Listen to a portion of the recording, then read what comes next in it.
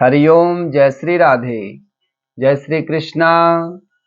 अनादि निधनो देवः शंख चक्र गदाधर अक्षया पुंडरीकाक्ष पितृमोक्ष वरदो भव।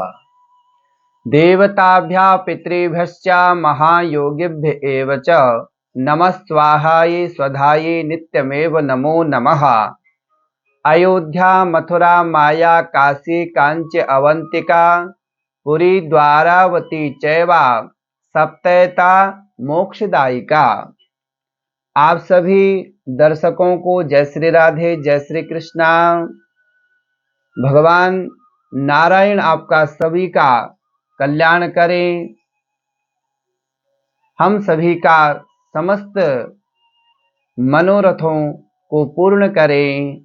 इसी भावना के साथ आइए आज सभी के समक्ष मैं एक बड़े ही सुंदर विषय को लेकर आया हूं, क्योंकि आज से यानी आश्विन मास की पूर्णिमा से लेकर के अमावस तक जो आश्विन के समय में पितृ देवताओं की प्रसन्नता के लिए भगवान ने उनको एक विशेष पक्ष प्रदान किया हुआ है। पितृपक्ष जिसको कहते हैं और जिसमें श्राद्ध कर्म किया जाता है। श्राद्ध कर्म यानी अपने पितरों के निमित्त तर्पण इत्यादि, भोजन इत्यादि, ब्राह्मण भोजन आदि। तो आइए सर्वप्रथम कुछ प्रश्नोत्तरियां जो हम सभी के मध्य प्रकट होती है, उन प्रश्नोत्तरियों का विवेचन कुछ इस प्रकार करेंगे। सर्वप्रथम हमारे मन में आता है कि श्राद्ध किसे कहते हैं। तो कल्याण नामक पत्रिका जो गीता प्रेस गोरखपुर से आती है, उसमें श्री राजेंद्र कुमार जी धवन के वचन हैं कि प्रश्नकर्ता के मन में जब प्रश्न आता है कि श्राद्ध किसे कहते हैं, तो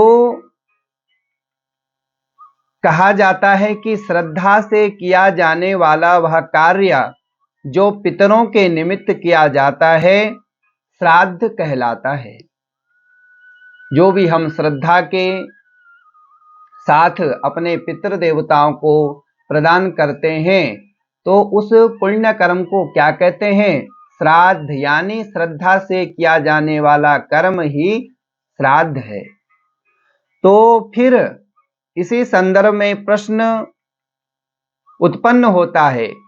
कई लोग कहते हैं कि श्राद्ध कर्म असत्य है, इसे ब्राह्मणों ने ही अपने लेने खाने के लिए बनाया है। इस विषय पर आपका क्या विचार है? तो उन्होंने कहा, श्राद्ध कर्म पूर्ण रूपेण आवश्यक कर्म है और शास्त्र सम्मत है, क्योंकि अनेक शास्त्रों में इसका विधि विधान बताया गया है। हाँ, वर्तमान काल में कुछ लोगों में ऐसी रीति चल पड़ी है, जिस बात को वे समझ जाएं, वह तो उनके लिए सत्य है, परंतु जो विषय उनकी समझ के बाहर हो उसे वे गलत कहने लगते हैं। कुछ विषय जो हमारे समझ में आते हैं उसको तो हम स्वीकार कर लेते हैं, लेकिन कुछ विषय हमारे समझ में नहीं आते तो हम उनको क्या कह देते हैं कि ये व्यर्थ है, और ब्राह्मणों पे दोष करने लगते हैं कि यह केवल ब्राह्मणों ने अपने खाने पीने के लिए बनाया हुआ एक माध्यम है, लेकिन यह शास्त्र सम्मत है। कलिकाल के लोग प्रायः स्वार्थी हैं, उन्हें दूसरों का सुखी होना सुहाता नहीं है। स्वयं तो मित्रों के बड़े बड़े भोज निमंत्रण स्वीकार करते हैं, मित्रों को अपने घर भोजन के लिए निमंत्रित करते हैं, रात दिन निरर्थक व्यय आनंद मनाते हैं, परंतु श्राद्ध कर्म में एक ब्राह्मण को भोजन कराने में भार अनुभव करते हैं। जिन माता पिता की जीवन भर सेवा करके भी ऋण नहीं चुकाया जा सकता, उनके पीछे भी उनके लिए श्राद्ध कर्म करते रहना आवश्यक है। तो जिस प्रकार से माता पिता मातृ ऋण पितृ ऋण से उऋण होने के लिए हमको सर्वप्रथम जीवित अवस्था में तो उनकी सेवा करनी ही चाहिए, लेकिन जब उनका गमन हो जाता है तो उनके निमित्त कुछ ना कुछ हमें अर्पण अवश्य करना पड़ता है, और यह परम आवश्यक है। अनेक शास्त्रों में इसका विवेचन है। तो फिर प्रश्न पैदा होता है कि चलो भाई, हमने मान लिया कि श्राद्ध करना चाहिए और पितृ देवताओं के निमित्त कुछ ना कुछ अर्पण करना चाहिए, तो इसके क्या लाभ हैं? मनुष्य मात्र के लिए शास्त्रों में देव ऋण, ऋषि ऋण और पितृ ऋण, ये 3 ऋण बताए गए हैं। इनमें श्राद्ध के द्वारा पितृ ऋण उतारा जाता है। आपने अनेक शास्त्रों में, अनेक प्रवचनों में, अनेक माध्यमों से श्रवण किया होगा कि जब हमारा जन्म होता है तो उसी समय हम 3 ऋणों से बंध जाते हैं, देव ऋण, पितृ ऋण और ऋषि ऋण। देवताओं का पूजन करना पड़ता है, पितृ देवताओं के लिए कुछ तर्पण इत्यादि की अंजलि अवश्य प्रदान करनी पड़ती है, और ऋषियों के निमित्त कुछ वेद शास्त्रादि का स्वाध्याय अवश्य हो जाता है, जिससे हम इन तीन ऋणों से उऋण हो सकते हैं। क्योंकि पेट तो जो है पशु भी भर रहे हैं, और लेकिन भगवान की बड़ी महती कृपा है कि उनको इस चीज का भी आभास नहीं है, परंतु हम मनुष्य हैं तो हमें इन चीजों का आभास है, और हमें यह करने भी चाहिए। हमें यह विवेक भगवान ने प्रदान किया हुआ है। विष्णु पुराण में कहा गया है कि श्राद्ध से तृप्त होकर पितृगण समस्त कामनाओं को पूर्ण कर देते हैं। इसके अतिरिक्त श्राद्ध कर्ता से विश्व देवगण, पितृगण, मातामह तथा कुटुंबी जन सभी संतुष्ट रहते हैं। और जिस प्रकार से हम किसी भी पूजन का, पाठ का महात्म्य में देखते हैं कि हमें इस पाठ के करने से ये प्राप्त होगा, ये हमारी मनोकामना पूर्ण होती है, उसी प्रकार से श्राद्ध कर्म करने से भी पितृ देवताओं की संतुष्टि तो होती ही है, लेकिन हमारे यह लौकिक, भौतिक, पारमार्थिक सभी सत्कर्म सिद्ध होते हैं और हमारी संपूर्ण मनोकामनाएं पूर्ण होती हैं। ऐसा विष्णु पुराण के अंतर्गत आया है। और उस श्राद्ध कर्ता से सभी देवतागण, विश्व देवगण और मातामह, मातृपक्ष के नाना नानी इत्यादि और समस्त कुटुंबी जन, जो भी हमारे कुटुंब में मोक्ष की प्राप्ति कर चुके हैं, वह सभी पितृ देवता उससे प्रसन्न होते हैं। पितृपक्ष आश्विन कृष्ण पक्ष में तो पितृगण स्वयं श्राद्ध ग्रहण करने आते हैं तथा श्राद्ध मिलने पर प्रसन्न होते हैं, और न मिलने पर निराश होकर शाप देकर लौट जाते हैं। और आजकल तो आश्विन मास का जो कृष्ण पक्ष है, उसमें हमारे समस्त पितृ देवता इस उम्मीद से आते हैं कि हमारे कुटुंबी जन कुछ ना कुछ हमें तर्पण, अंजलि इत्यादि अवश्य प्रदान करेंगे, भोजन इत्यादि ब्राह्मणों के द्वारा हमको प्रदान करेंगे, और वह संतुष्ट होंगे तो वह हमारे इर्द गिर्द इस समय भटकते रहते हैं कि उनकी क्षुधा पिपासा को वह उनके पितृजन, उनके कुटुंबी जन जो है मिटाएं। और जो इस प्रकार से श्राद्ध कर्म और तर्पण इत्यादि नहीं करता, उसके समस्त पितृ देवता उस पर निराश होकर लौट जाते हैं और उसको श्राप देते हैं। विष्णु पुराण में पितृगण कहते हैं कि हमारे कुल में क्या कोई ऐसा बुद्धिमान धन्य पुरुष उत्पन्न होगा जो धन के लोभ को त्याग कर हमारे लिए पिंडदान करेगा। इस प्रकार से विष्णु पुराण में पितृदेवता कहते हैं, इस प्रकार उनकी अभिलाषा होती, इस प्रकार उनकी आशा होती है कि धन के लोभ के कारण हमारे कुटुंबी जन उस स्वार्थ को छोड़ करके क्या हमारे निमित्त कोई पिंडदान करेंगे, ऐसी उनकी आशा रहती है। विष्णु पुराण में श्राद्ध कर्म के सरल से सरल उपाय बतलाए गए हैं, अतः इतनी सरलता से होने वाले कार्य को त्यागना नहीं चाहिए। पितरों को श्राद्ध कैसे प्राप्त होता है? अब यह सवाल उत्पन्न होता है कि पितरों को हम यहाँ तो देते हैं, हमारी श्रद्धा जाग गई, हमें किसी ने बताया, ब्राह्मण देवताओं ने बताया, विद्वानों ने बताया और हमने किया, लेकिन हमारे मन में सवाल आता है कि यह श्राद्ध कर्म किस प्रकार से पितृ देवताओं तक पहुंचता है। तो उसका उदाहरण दे रहे हैं राजेंद्र कुमार धवन जी। यदि हम चिट्ठी पर नाम पता लिखकर लेटर बॉक्स में डाल दे तो वह अभिष्ट पुरुष को वहां जहां भी है अवश्य मिल जाएगी। इसी प्रकार जिनका नामोच्चारण किया गया है उन पितरों को वे जिस योनि में भी हो श्राद्ध प्राप्त हो जाता है। जिस प्रकार सभी पत्र पहले बड़े डाकघर में एकत्रित होते हैं और फिर उनका अलग अलग विभाग होकर उन्हें अविष्ट स्थानों में पहुंचाया जाता है, उसी प्रकार अर्पित पदार्थ सूक्ष्म अंश सूर्य रश्मियों के द्वारा सूर्यलोक में पहुंचता है और वहां से बंटवारा होता है तथा अभिष्ट पितरों को प्राप्त होता है।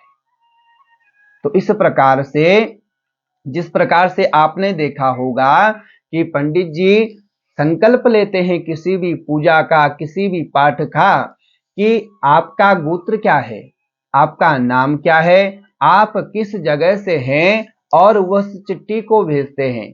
जिस प्रकार से डाकिया आप जो भी डाक प्रदान करते हैं उस पर आपका नाम पता और उसके अंदर जो भी आपका उद्देश्य होता है उसको आप किसी डाकघर में डाल देते हैं, बॉक्स में डालते हैं और वह जो है अपने अभिष्ट स्थान को पहुंच जाता है। तो उसी प्रकार से हम उन पितृ देवताओं के निमित्त संकल्प करते हैं, चिट्ठी लिखते हैं और वह सूक्ष्म अंशों में भगवान सूर्य के द्वारा उनके लोकों में पहुंचाया जाता है। पितृपक्ष में विद्वान ब्राह्मणों के द्वारा आवाहन किए जाने पर पितृगण स्वयं उनके शरीर में सूक्ष्म रूप से स्थित हो जाते हैं। अन्न का स्थूल अंश ब्राह्मण खाता है और सूक्ष्म अंश पितर ग्रहण करते हैं। कहा जाता है कि अग्नि और ब्राह्मण क्या हैं? सहोदर भाई हैं, एक ही उदर से उत्पन्न हुए भाई हैं। क्यों कहा जाता है? क्योंकि अग्नि के द्वारा देवता ग्रहण करते हैं भोजन और ब्राह्मणों के द्वारा पितृ देवता जो है उस भोजन को ग्रहण करते हैं। पितृ देवता सूक्ष्म अंश के रूप में ब्राह्मण के शरीर में प्रवेश करते हैं और आपके दिए हुए अन्न भोजन वस्त्र का उपभोग करते हैं और वह आपको अभिष्ट आशीर्वाद प्रदान करते हैं। यदि पितर पशु योनियों में हो तो उन्हें उस योनि के आहार योग्य आहार हमारे द्वारा कैसे प्राप्त होता है? तो अब फिर एक सवाल मन में उठता है कि क्या पता हमारे पितृ वर्तमान समय में किसी पशु आदि की योनि में हो तो उनको हमारा यह श्राद्ध कर्म कैसे प्राप्त होगा? तो इस प्रकार से उदाहरण आता है, जिस प्रकार से हम किसी भी प्रकार से विदेश में कोई धनार्जन कर रहे हैं और उस पैसे को हम अपने देश में भेज रहे हैं तो वहां पर तो डॉलर के हिसाब से मिलता है, लेकिन यहाँ पे हमको वह रुपया मिलता है, टैक्स इत्यादि जो भी लगता होगा और यहाँ पे वह रुपए के रूप में हमको प्राप्त होता है और जिसका हम उपयोग करते हैं। तो उसी प्रकार से श्रद्धा पूर्वक अर्पित अन्न पितृगण को वैसे वे जैसे आहार के योग्य होते हैं वैसा ही होकर उन्हें प्राप्त हो जाता है। यदि पितर परम धाम में हो और जहां आनंद ही आनंद है, वहां तो उन्हें किसी वस्तु की भी आवश्यकता नहीं है। फिर उनके लिए किया गया श्राद्ध क्या व्यर्थ चला जाएगा? फिर हमारे मन में एक सवाल आता है कि क्या हमारे पितृगण किसी पुण्य के प्रभाव से स्वर्ग लोक में, वैकुंठ लोक में आनंद प्राप्त कर रहे हो और उन्हें वहां पर किसी भी चीज की आवश्यकता नहीं हो, फिर भी हमारे की हुई श्राद्ध कर्म के द्वारा वस्तु उनको प्राप्त होती है?